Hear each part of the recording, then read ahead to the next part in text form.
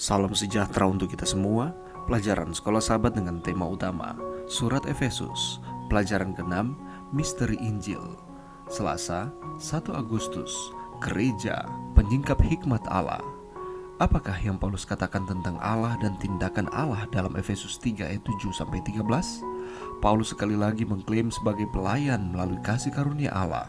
Karunia ini, seperti Injil itu sendiri, tidak diberikan karena nilai penerimaannya, tetapi karena kasih karunia Allah.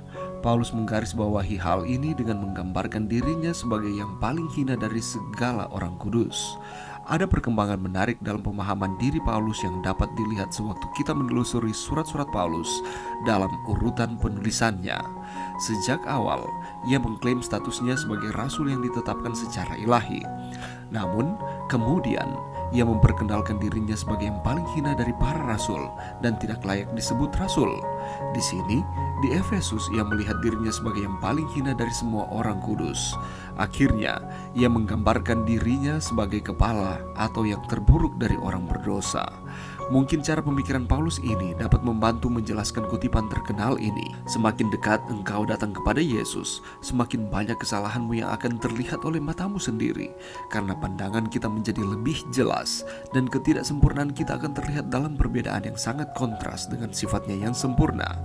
Langkah kepada Kristus, halaman 111. Paulus kemudian melanjutkan. Dalam Efesus 3 ayat 10, ia menulis, supaya sekarang oleh jemaat diberitahukan pelbagai ragam hikmat Allah kepada pemerintah-pemerintah dan penguasa-penguasa di sorga. Siapakah pemerintah-pemerintah dan penguasa-penguasa di sorga yang disebutkan di sini? Bagaimanakah gereja mengumumkan hikmat Allah yang bermacam-macam atau beragam kepada mereka? Meskipun Efesus 3 ayat 10 tidak menggambarkan sifat kuasa-kuasa ini, tampaknya anggapan terbaik untuk mereka adalah sebagai orang jahat yang dijelaskan secara lebih rinci dalam Efesus 6 ayat 11 dan 12. Jika demikian, komposisi gereja yang menyatukan orang-orang Yahudi dan orang-orang bukan Yahudi sebagai bagian umat manusia yang pernah terbagi menjadi pengumuman yang berdering bagi kepada pemerintah-pemerintah dan penguasa-penguasa di sorga. Ini tentang rencana Allah untuk masa depan, untuk mempersatukan di dalam Kristus sebagai kepala segala sesuatu, baik yang di sorga maupun yang di bumi. Mereka diberitahu bahwa rencana Allah sedang berlangsung dan malapetaka mereka dipastikan. Sifat dasar dari gereja yang bersatu menandakan kekalahan mereka. Jika jemaat Anda sendiri menganggap serius uraian tugas Paulus tentang gereja dalam Efesus 3 ayat 10, bagaimanakah hal itu dapat mengubah cara Anda dan sesama anggota gereja berhubungan satu sama lain?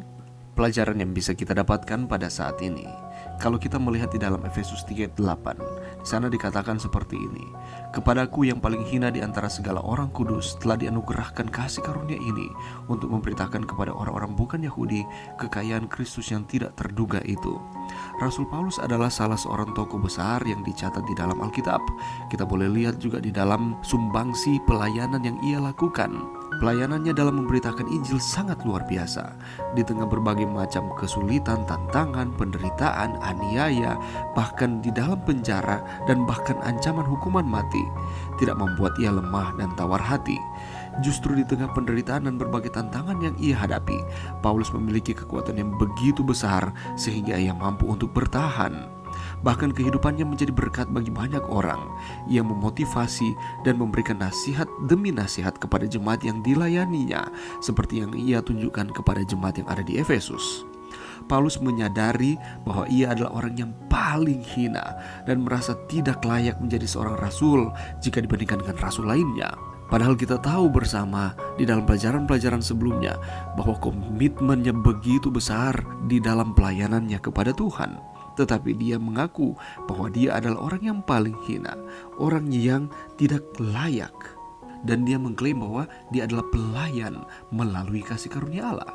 Paulus menyatakan bahwa dia adalah orang yang paling hina dari segala orang kudus. Tetapi karena kasih karunia Allah melayakkannya untuk terlibat di dalam pekerjaan yang kudus ini, dia dapat menyatakan seperti ini oleh karena dia dekat dengan Kristus.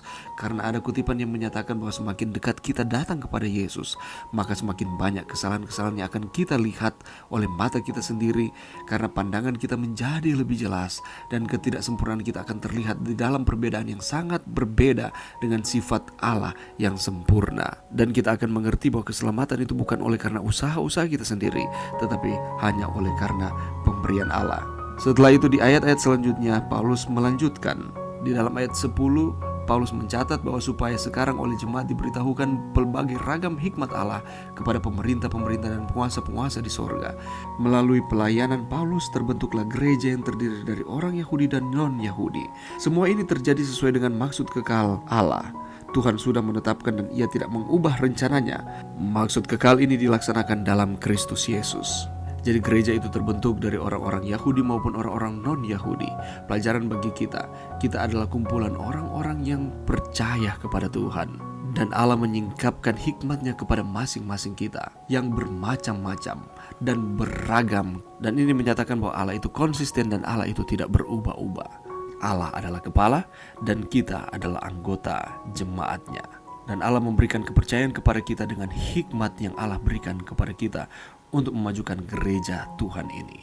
Mari kita gunakan setiap potensi, kemampuan, talenta yang Tuhan percayakan kepada kita untuk kita melayani Tuhan dan untuk menyatakan kabar baik keselamatan kepada setiap orang. Mari berdoa.